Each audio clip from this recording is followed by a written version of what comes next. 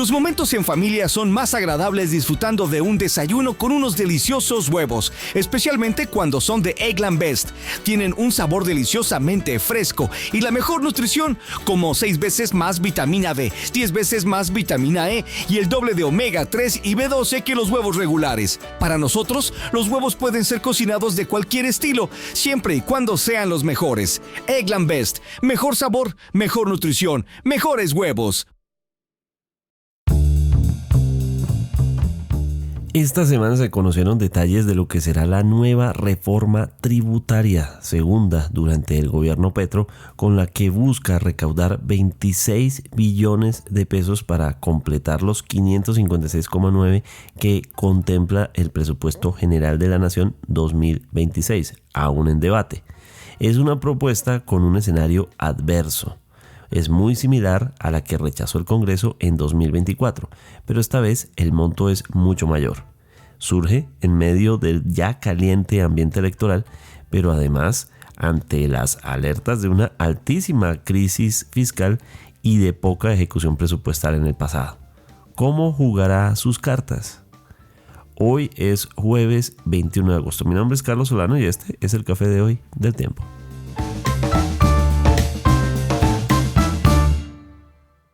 El Tiempo es un medio aliado de The Trust Project. Primero, algunas noticias de las últimas horas. Se conoció al final del día 20 de agosto el decreto firmado por el presidente Gustavo Petro y por la directora del DAPRE, Angie Rodríguez, sobre la salida, confirmando la salida de Alfredo Sade del gobierno nacional, previo a la suspensión de la Procuraduría. Ante dicha suspensión que ordenó este ente, ha dicho el líder religioso que no aceptará la embajada de Colombia en Brasil como se la había ofrecido y estará dispuesto a lanzarse a las elecciones presidenciales para el 2026. Todo esto en medio de un tenso debate que ha sostenido con otros funcionarios. Señaló al ministro Armando Benedetti de haber sido uno de los responsables, gestores de su salida del gobierno. El ministro Benedetti ha negado esto rotundamente, pero la polémica sigue y se ha dado además en redes sociales. Recordemos que esta sanción de la Procuraduría tiene que ver con el proceso por el cual el exministro Sade intentó asignar rápidamente los procesos de los pasaportes a Portugal en un contrato en el que todavía no estaban las condiciones técnicas para establecerlo con la imprenta nacional.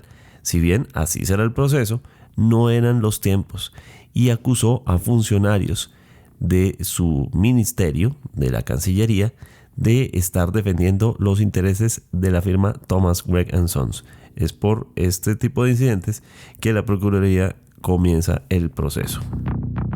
El gobierno de Nicaragua decidió negar la extradición de Carlos Ramón González, el exalfil del gobierno Petro, exfuncionario señalado como uno de los responsables del escándalo de la UNGRD, Unidad Nacional de Gestión de Riesgo de Desastres. Nicaragua dijo que le otorga asilo político y en ese sentido niega la petición que había hecho el gobierno y directamente el presidente Gustavo Petro de que lo enviara para que responda ante las autoridades, pues se le considera en este momento prófugo en el proceso en el cual se le señala de ser parte de toda la cadena en la que ya algunos funcionarios han respondido. De hecho, durante este proceso, durante este miércoles, se le concedió el principio de oportunidad por su colaboración. Se trata de Sneider Pinilla, el subdirector en ese momento de la Unidad Nacional de Gestión de Riesgo de Desastres. El gobierno peruano decidió expulsar a los 2 topógrafos colombianos que habían sido detenidos en la isla de Santa Rosa, en el Amazonas, donde los habían encontrado tomando mediciones. Les impuso sanciones, tendrán que pagar una multa de dinero, pero pueden retornar a Colombia. Recordemos que según señalamientos como los que hacía, por ejemplo, en su momento el exalcalde Daniel Quintero, estos 2 funcionarios habían sido, en su versión, secuestrados por el gobierno peruano.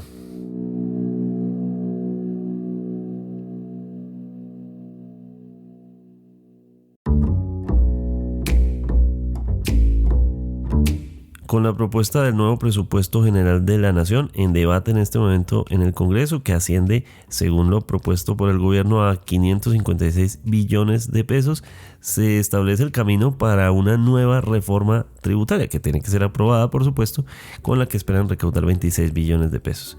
Pero ya incluso contra propuestas del Centro Democrático para apuntar a que el presupuesto se reduzca en 39 billones de pesos, lo que significaría pues darle un giro a todas las propuestas del gobierno.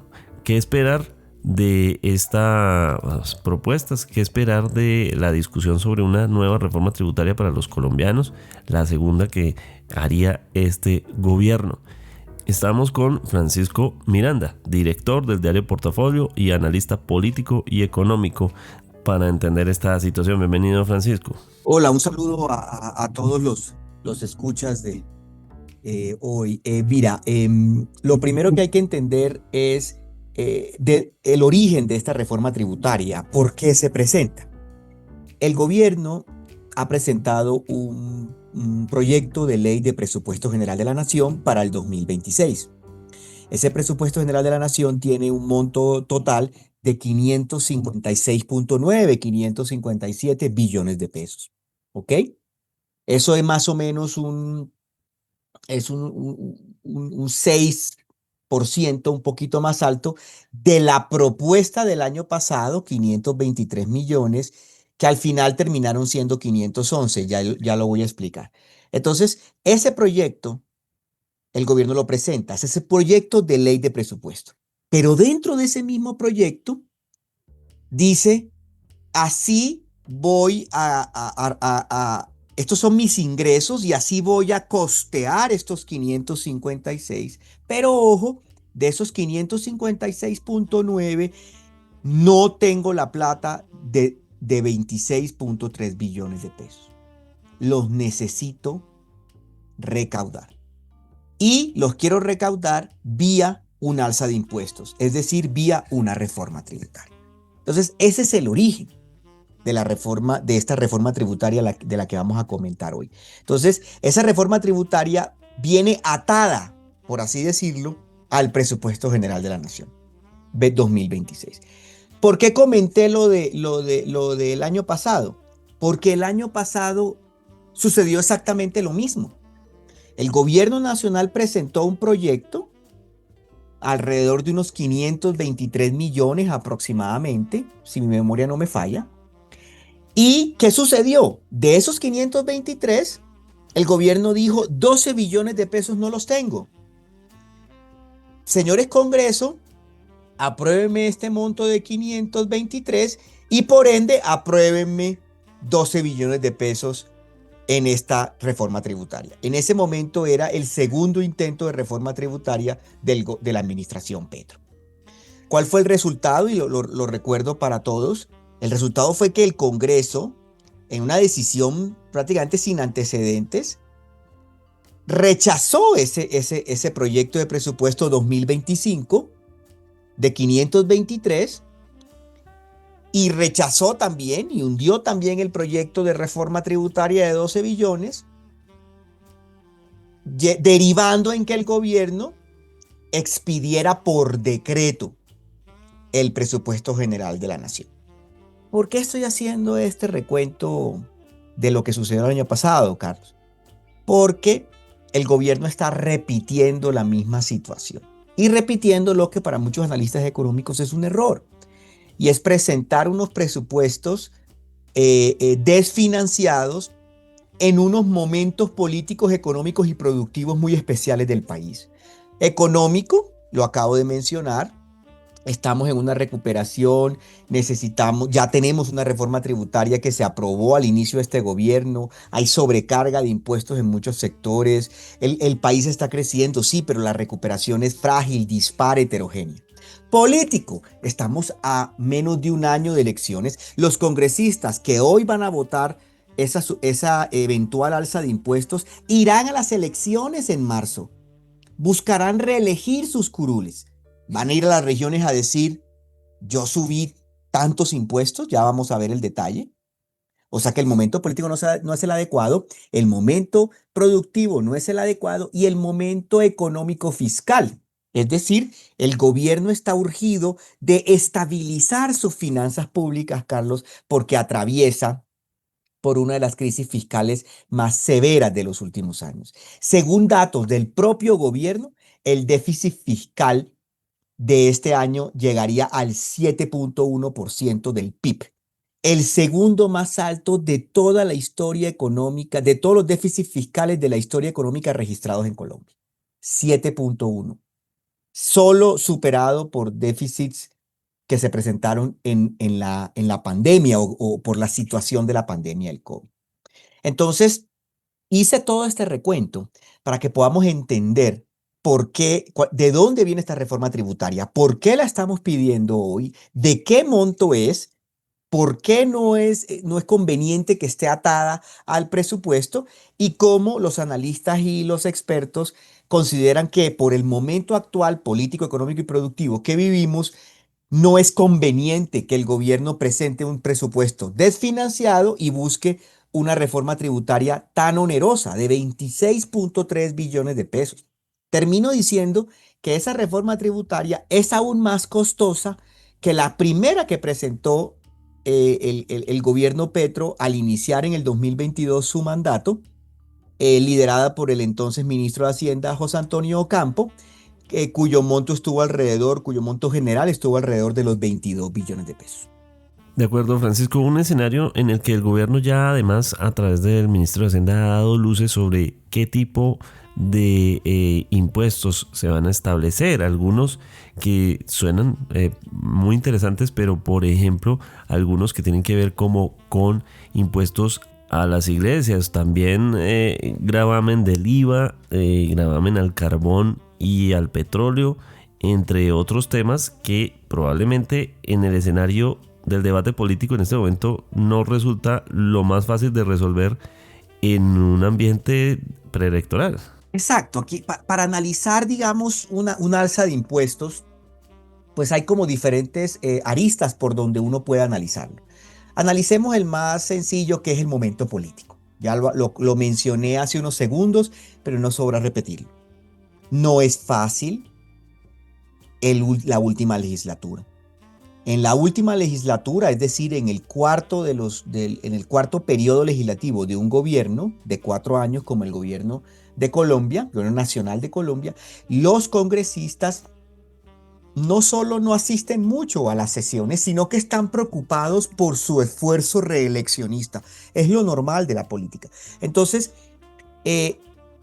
para el gobierno se le dificulta transitar proyectos. Si a eso le sumamos de que es un año difícil de tránsito de proyectos, le sumamos que un proyecto tributario siempre es un proyecto difícil de tramitar, porque los congresistas están obligados a meterle la mano al bolsillo a empresas y hogares. El gobierno siempre dice, no vamos a afectar la canasta familiar, vamos a enfocarnos en los colombianos que tienen mayores ingresos, etcétera, etcétera. Y claro, técnicamente se pueden diseñar de esa manera, pero en el fondo terminan cierto tipo de impuestos por su diseño, por su naturaleza, por su esquema, terminan afectando de una u otra manera el bolsillo de las empresas, obviamente, y el bolsillo de hogares colombianos, inclusive de hogares de no tan altos ingresos. Entonces, primero están los congresistas, la mayoría de los congresistas colombianos,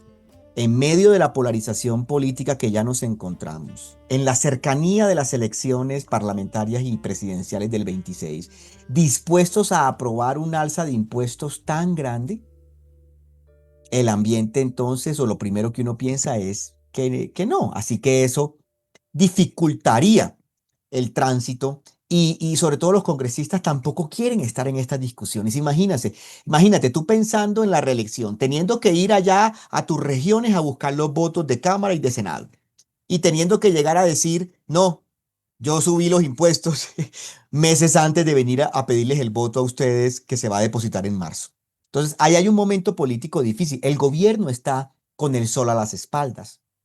El gobierno le queda menos de un año. Al gobierno le queda menos de un año cronológico y le quedan 6 meses o menos de gobierno real, de posibilidad de empujar proyectos, de posibilidad de implementar proyectos, etcétera, que beneficien a los congresistas y a sus regiones. En fin, ese es el primer momento político, no es favorable. Segundo, hay que pensar en qué tan dispuestas están las empresas y los hogares en estos momentos para soportar nuevas cargas tributarias. Recordemos primero que el 2022 se aprobó una reforma tributaria que entró en vigencia en el 2023 con el argumento de sostener las inversiones sociales del gobierno Petro. Esa reforma tributaria liderada por el entonces ministro José Antonio Campos fue respaldada, Carlos, por digamos, las mayorías del Congreso, a pesar de algunos comentarios críticos que se hicieron de diferentes gremios. Entonces, ahora vuelve el gobierno a decir, mire, no me alcanza la plata, necesito 26 billones de pesos más. Pero la pregunta o el interrogante que nos surge entonces a quienes seguimos estos temas económicos de cerca es, ¿dónde está si hay una preocupación fiscal, si al gobierno no le alcanza la plata? Piensen en el Estado colombiano como un hogar, el hogar de las personas, de todos nosotros, que recibe un ingreso y que tiene unos gastos. Hoy en día, los gastos del gobierno exceden los ingresos. Entonces el gobierno dice, como eso sucede, entonces yo necesito 26 billones de pesos de una reforma tributaria. Cualquier colombiano con sentido común diría, ok, de pronto tú necesitas más ingresos, pero ¿qué estás haciendo en el frente del gasto? El gobierno entonces responde, la inflexibilidad en el gasto público en Colombia es una realidad y la gran mayoría de esa plata que voy a destinar a gasto está amarrada por razones constitucionales, compromisos en la nómina del Estado, pensiones, el funcionamiento normal del Estado. Eso es verdad. Eso es cierto. Pero la pregunta que uno puede hacerse es, bueno, ¿dónde están tus esfuerzos para recortar ese funcionamiento que no es eficiente? ¿Por qué estás teniendo contratos de prestación de servicios que están creciendo a unas tasas muy altas? ¿Por qué tienes rezagos en la ejecución presupuestal? A julio, unos recientes informes de diferentes entidades, entre esas la Contraloría, refleja que en el término de gasto de inversión, el gobierno ha invertido a julio solo el 30% de lo que debería invertir. Es decir, tenemos un gobierno que gasta mucho en burocracia, tenemos un gobierno que no tiene un compromiso abierto y tangible para reducir, para lo que llamamos coloquialmente apretarse el cinturón, y tenemos un gobierno que se resiste a controlar los contratos de prestación de servicios, la burocracia, el derroche. Entonces, en vez de apretarse el cinturón y mostrarle no solo a la sociedad, a los colombianos, a nosotros que pagamos nuestros impuestos, sino también a los organismos internacionales, a la banca multilateral, a las calificadoras de riesgo, decir, yo estoy comprometido a mostrar un mayor equilibrio fiscal, a buscar una senda de sostenibilidad fiscal, es decir, que el hueco entre los ingresos y los gastos, perdónenme la simplificación, se vaya reduciendo, ¿verdad? En la medida de lo posible, hasta llegar a un nivel, a un porcentaje del PIB manejable y normal para una economía y una nación del tamaño de Colombia. Esos esfuerzos no están, al contrario. El gobierno con esta tributaria toca la puerta y dice, quiero más plata de las empresas, quiero más plata de los hogares, quiero más plata de los ciudadanos. ¿Y dónde está? ¿De dónde va a sacar esa plata? Tú mencionaste un par de elementos que no voy a repetir, pero en la presentación del proyecto de presupuesto a las comisiones conjuntas del Congreso, hace pocos días, el ministro de Hacienda dio unas pinceladas, como titulamos en portafolio, unas primeras pinceladas sobre hacia dónde vendría esa reforma tributaria, y esas pinceladas también despiertan preocupación. ¿Hacia dónde sería? Por ejemplo, buscan gravar tabaco y licores. ¿Cuál es el problema de esa situación? Preguntarán ustedes si es bueno que la gente no fume tanto porque fumar es nocivo para la salud, o es bueno que la gente no tome tanto trago porque el trago pues, puede también ser nocivo para la salud y la convivencia. No discuto eso, pero detrás de los impuestos que gravan licores y tabacos se encuentran finanzas territoriales, se encuentran ingresos de la nación. Entonces, lo que está haciendo la nación es, estoy quebrado a nivel nacional, a nivel nación, no tengo la plata suficiente, no recorto, no me comprometo a cortar la burocracia, no hago un compromiso de austeridad fiscal y sí voy a los departamentos y trato entonces de elevar los impuestos de esos productos que son importantes para las finanzas de gobernaciones y de otras entidades territoriales. Entonces, ahí tenemos, por ejemplo, un problema en ese asunto. Y también una discusión similar se puede dar en los otros frentes. Frentes, por ejemplo, como los impuestos saludables, el llamado impuesto al consumo, y lo que podrían, el llamado impuesto al carbono y lo que podían afectar, digamos, ese tipo de impuestos a diferentes sectores como venta de alimentos, tenderos y comercio, digamos, comercio muy pequeño, tenderos, industrias, por ejemplo, restaurantes, gastronomía, hotelería, etcétera, etcétera. Y otra serie de sectores, por ejemplo, como el petrolero y el carbonífero, donde el gobierno constantemente busca sobrecargarlos de impuestos bajo la excusa de la protección del medio ambiente, volviendo inviables y pocos atractivos esos sectores que son fundamentales en la atracción de inversión extranjera. Entonces, en resumen, el momento político no es el mejor, como lo decía anteriormente. El momento productivo tampoco es el mejor. Y por último, a donde está apuntando el gobierno en la búsqueda de esos 26.3 billones también generan unas preocupaciones. En los próximos días, Carlos, conoceremos mayores detalles, donde ya podremos hablar con una mayor claridad sobre el gobierno dónde y cuánto piensa sacar de cada uno de estos elementos. Lo que tú mencionabas al principio también está ahí, eso pues fue mencionado anteriormente por el ministerio, que tiene que ver también, por ejemplo, con impuestos a los juegos online y demás. Sí, precisamente quería preguntarle sobre eso, Francisco, porque son temas que para la opinión pública pueden ser muy atractivos. Por ejemplo, grabar a las plataformas de apuestas o a las iglesias. De hecho, hubo una propuesta de la representante Catherine Miranda sobre grabar a las iglesias hace bastante tiempo y que se metió al congelador. Esto empieza a revivir ese tipo de propuestas. Es también no una puerta, pregunto, para encontrar acuerdos políticos con ciertos sectores que han sido adversos en otras ocasiones. Para eso es el debate político, para eso es el debate parlamentario. No es conveniente, no lo fue, que el gobierno nacional, que la Casa de Nariño, que el presidente Petro unilateralmente expidiera vía decreto el presupuesto general del 2025, o sea, el que se encuentra en estos momentos vigente. Ese presupuesto fue aprobado con 523 billones y ya el 1 de enero se encontraba con esos 12 billones de la fallida tributaria del año pasado. O sea, no habíamos comenzado el año y ya teníamos ese hueco. ¿Vamos a repetir eso mismo? ¿Va el gobierno a aprobar otra vez por vía decreto ante el rechazo del Congreso un presupuesto de 557 billones de pesos, de los cuales sabemos que 23 billones de pesos no los tenemos, que ese presupuesto está desfinanciado, lo sabemos desde antes de que comience el año? ¿Vamos a caminar esa ruta? Esa ruta no envía los mejores mensajes sobre la responsabilidad y compromiso con la sostenibilidad fiscal de la nación, del Estado colombiano. No envía los mejores mensajes. Segundo, uno no escoge de alguna manera en una reforma tributaria ciertas cosas sí, ciertas cosas no. Mejor dicho, no podemos discutir de una manera abstracta y aislada si conviene o no conviene o es el momento para que las iglesias paguen impuestos, si conviene o no conviene o es el momento para gravar a los juegos de azar.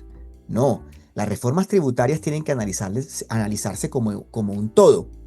El gobierno lo que está diciendo es: yo necesito 26.3 billones de pesos. Desconocemos el desglose Carlos, de cada tipo de impuesto, cuánto el gobierno quiere pedir. Lo desconocemos en estos momentos. Cuando el proyecto llegue lo conoceremos y podremos comentarlo con mayor claridad. Pero mientras tanto, lo que nos debemos hacer la pregunta ¿es conveniente presentar un proyecto de presupuesto general de la nación a sabiendas que está desfinanciado e incluir una reforma tributaria onerosa, una reforma tributaria de 26 billones de pesos, una reforma tributaria más costosa que la del 2022 y más costosa que las anteriores también? Normalmente las reformas tributarias en Colombia podrían estar en torno al 10, al 14, luego han venido aumentando recientemente al 19, al 20, al 22 y ya estamos entonces en 26. Entonces la pregunta que debemos hacernos no es puntualmente a uno u otro impuesto.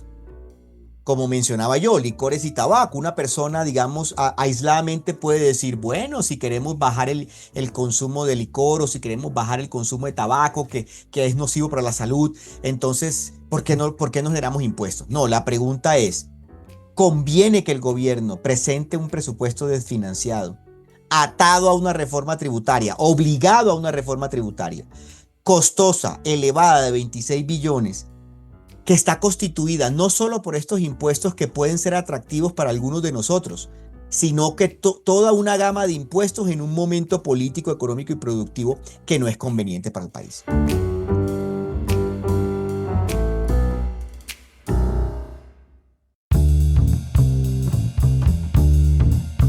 Gracias por acompañarnos en el café de hoy y suscríbase en todas las plataformas de podcast y en el canal de YouTube de El Tiempo. Nos encuentran también en Instagram y en X como @podcasteltiempo. Además, si quiere recibir a través de WhatsApp la notificación de cada nuevo episodio, siga el enlace que se encuentra en la descripción o envíenos un mensaje con la palabra suscripción al teléfono 320-300-5327 y haga parte de la comunidad de El Café de Hoy. Mi nombre es Carlos Solano.